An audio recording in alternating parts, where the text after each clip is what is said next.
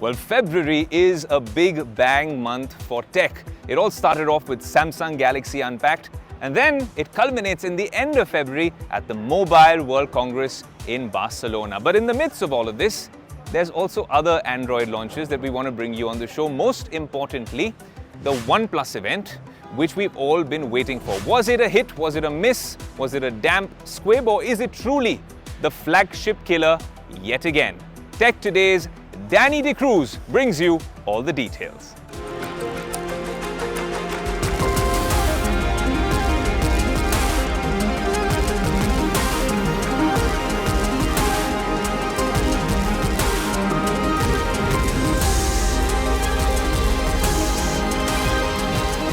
Hi, so we are at the OnePlus Cloud 11 launch event where OnePlus has launched a huge range of devices.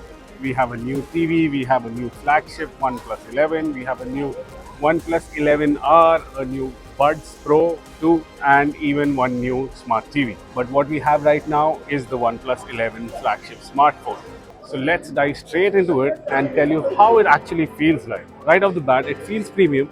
The glass and metal rim gives it a very good heft, very substantial heft, I would say. And yes, the alert slider is back almost after a 1-year break. And what's different is this camera module. Last time, if you remember, it was a very squared off camera module, but now OnePlus has gone for a round version. In my opinion, it looks a little off because of the entire design, and the circular angle doesn't really complement each other. But yeah, that's my personal opinion. And there's a very shimmery finish to this camera module, which gives it a unique, but yeah, you may love it, you may hate it. That's up to you. As far as performance goes, this phone is packed up to the gills. You have UFS 4.0 fast storage, which is a rare find in the Android ecosystem. And then the RAM goes right up to 16 GB. And talking about the display now, the display in general is very bright, it's very snappy, it's a 120 Hz panel and it's around 6.7 inches and it's an LTPO3 display which can take the refresh rate from 1 Hz to 120 Hz, which will save you a lot of battery. Talking about the battery, it comes with a 100-watt fast charging brick and a 5000 mAh battery unit. Now let's move to the camera. What we have here is a triple camera setup.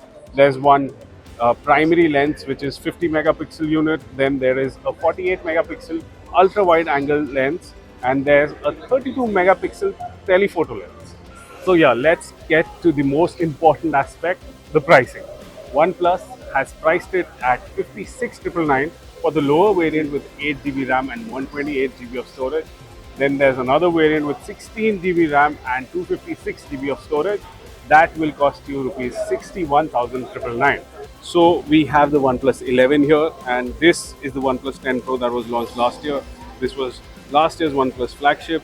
Let's see the differences between both these devices. So you see that the shimmeriness is still there and most of the finish looks same, but what has changed is this camera module, and the front of the display is pretty much the same. You go to the bottom, the differences are not very evident. The speaker grill is right here, the USB Type-C charging port and the SIM tray, and then you have the volume rockers in the same position.